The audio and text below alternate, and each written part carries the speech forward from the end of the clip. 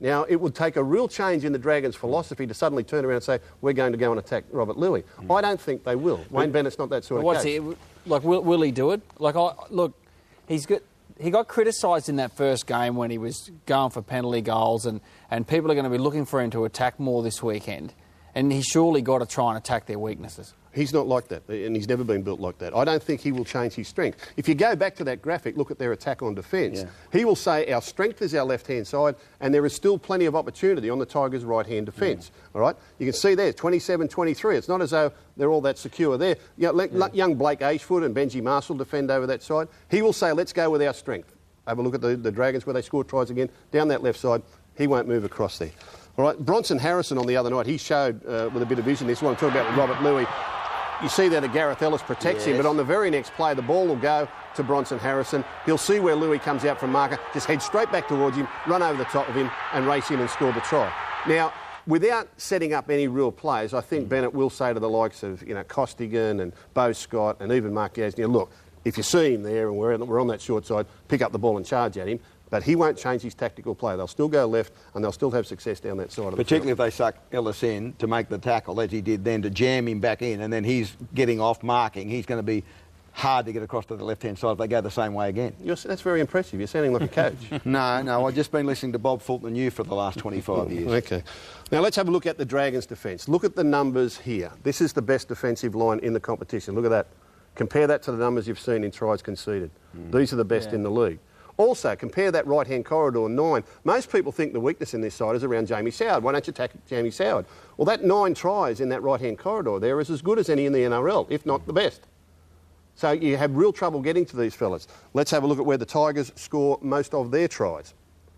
And you can see it's down that left-hand corridor to Keary, Benji Marshall and Robbie Farah around the middle of the field. All right, so they're a little bit slanted left as well, OK? In the semi-final, now let's talk about Jamie Soward, whether or not the Tigers can target him. In the semi-final against Manly, Manly actually exposed Jamie Soward on a couple of occasions. And they had big Tony Williams played on the wing. See how he's got Jamie Soward one-on-one, but Williams went back to the inside. The ball will come this way again. He's got Soward one-on-one, but he'll go back to the inside. He's lost his rudder. They come to them again. He's got him one-on-one, and the ball goes back to the inside. Now, strategically, with the plays they used and the decoys, they got Soward isolated, but never got the right man the ball. The Tigers won't miss. All right, Who's and the right man? Yeah, they've got a couple of weapons. Well, the big weapon is Gareth Ellis. We've seen him charging into those holes on the left-hand side of the field. They like to float across the field with this play, dummy inside, Ellis into that hole. Now, the Dragons are going to have to combinate that hard, straight run. Beau Scott's going to have to stand his ground. But in the second half, Ellis comes on the same run again, goes through the same hole. They don't give it to him. Ball comes out the back. Now you've got Soward isolated with Chris Lawrence on the outside. You made the point the other night about that. Fortunately, they kicked the goal even though they scored out wide when Ellis would have been under the post by doing the same run. Yeah. But that's what they'll do. They'll run Ellis at Beau Scott and inside Beau Scott, and they say, well, you're going to have to stand your ground there. And if you don't, we're going to give him the ball. When we do, you're going to have to tackle him, and we'll throw it out the back, and Jamie Soward will be on his own. So, tactically, I think the Tigers are really good at that. I spent a bit of quality time with Rabbits through the week arguing, mainly on the golf course. And I'm delighted when you and he argue on a Friday or Sunday night, or in this case, a Friday and Saturday night. But I've got to fall into line with Rabbits. Yes. You blew up like a Saturn rocket the other night about Tom Leroy Lars. The penalty? Yes. No, it's not a penalty. It is a penalty. People can be the judge now. They can have a look at it. He's got to roll away. I know he's exhausted. Yeah. I know he's one of your favourite players. Yeah. But he's got to get up and get away from the tackle player. Yeah, but Ray, it's not as easy as that. I know. That's why they penalise them. That's it. But just have a look. Let's have a look and let's have a listen at that particular incident the other night. Now here's Listen. Go, Tom. Just get up. You let go of him, Bryce. Unlock yourself. Oh, Gussie. Let go of him, Bryce. Let go of him, Bryce. The referee even called out that Bryce Gibbs. Now, look at this. Look at Bryce Gibbs with his leg hooked around. Tom Reilly, look at it, hooked around. He's not Chief Little Wolf. It's not the Indian death lock. Now we'll trip him over. And he says, look, he had me locked. I couldn't do anything about it. No, he's got his fingers crossed because he's telling a fib. No, he's not. He knows that Bryce Gibbs, and I like the gamesmanship. I like Bryce Gibbs winning the penalty, but that's what the pocket referee was for. Shane Hayne was the pocket referee. He was picking his pecker at the time and not watching the play. That's what he was doing. You heard me. He was picking his pecker in the Rabbits, pocket. You're 100% right. You got him again. I'm with Bolts. Like, you can't stand there with your arms up and say, I can't get away. He had his leg He's got to locked flop around. away. He's got to He fall had his away. leg locked. Well, he should have fell over and he'd have got the It's draw. 3-1, end of the section. You jump on me and I'll get up and see if you can. Well, I'm not I'm jumping going to on jump you. on all of you because wrong? I can't wait to get to work tomorrow morning and use the Braithen-Astor corridor in a sentence. That was just brilliant. Loved watching that analysis. And look, let's go to the break now. If you think that it's great hearing analysis from Phil Gould, what if Wayne Bennett joined the picture? We've got that interview coming up. It's the one they said would never happen. Hi mate, how you going? How's things? Welcome back to Mad Monday. And just for the public record, Phil Gould, how many words have you spoken to Wayne Bennett over all these years? Well, before this week when I interviewed him, hardly ever. I mean, I would say it's limited to thank you, well done, congratulations. It was post-match, you know, whoever won or lost, congratulations, well done, and that was it. We had never, ever, ever had any length of conversation whatsoever. It's hardly been a love story, has it? A lot of people, in fact, think that it's a little bit of hatred there, but this certainly blows that apart. And let's have a quick look at Phil Gould and Wayne Bennett, the one they said would never take place. Wayne Bennett, born New Year's Day 1950. That makes you a Capricorn. Did you know that? Did you? I don't follow it too much. Yeah, well, let me tell you what a Capricorn male says. Practical and prudent. I can see that. Ambitious and disciplined. You wouldn't be where you were unless you were like that. Patient and careful. I think we all see that. Reserved. I think we see that. Humorous. That's a part you don't see a lot of. Humorous. Is it true that Wayne Bennett can be humorous? Oh, I've certainly got a sense of humour, there's no doubt about that. Don't always show it, but I've got one. I mean, you make me laugh. I laugh at your press conferences. I don't know if everyone else gets it, but I laugh. Why do you coach, Wayne? Because I want to make a difference.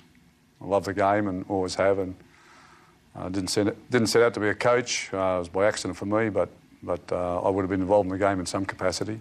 And coaching just happened to come along, and it kept coming along, and I wasn't trying to open doors with it. People kept knocking on the door and saying, you know, will you do this, will you do that? And I find myself where I am today because of that.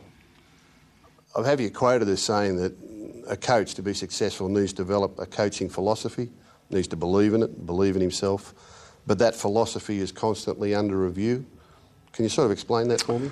Oh, well, the game changes, you know, and there's more innovations in the game, and there's lots of different ways to coach it, and lots of information we didn't have available when I first got into coaching that makes you a smarter coach today. But at the same time, so you've got to recognise that, and you've got to recognise the need to make those changes. But at the same time, the underlying part of who you are shouldn't change. And I'm interested in the part about change because, you know, in your over 600 games, you started coaching back in '76, back in Ipswich. It's a long time ago. A lot of changes in our game since that time. Changes in the game, changes in the player, changes in the coach. Can you pinpoint the most important parts of that evolution along the way? Well, you know, whilst there has been huge change, I mean, the things that won back in 1976 still win today. You believe that? I honestly believe it. It won a premiership when I coached at Brisbane South in 1985, and, you know, it still wins today and it'll win tomorrow. And there's a number of fundamentals there. One's everybody wanting to play for each other, trust in the team, ball control, and good defence. Now, you know, how you coach all that, how things have changed through all that period of time, well, you have to adapt to that, but they're the fundamentals that make all successful teams. The other part of the modern game I see is a huge creation of jobs within the club. We've still got the same number of players, but we seem to have a lot more people around them doing more with them. Has that been totally necessary? Is there some other part of that that has been by necessity? Oh, it has been by necessity some, but I think some it's overkill as well. But again, you know, you talk about the changes, the things that drive things. The salary cap's done that.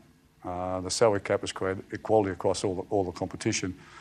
So in the past, when you could go out and buy a player in a position that you wanted, you really can't do that anymore. So you now have to spend a lot more time trying to make that player. And as a result of that, you need a lot more staff around to create that. The other thing is because you've got limited resources with regards to how much you can spend on players, etc., then you've got to have your best players on the field as long as you possibly can. So there's been a lot of investment in rehab now and staff that can bring an edge to you in that department there, which keeps your players a lot healthier and the games are tougher each week too. There's no doubt about it.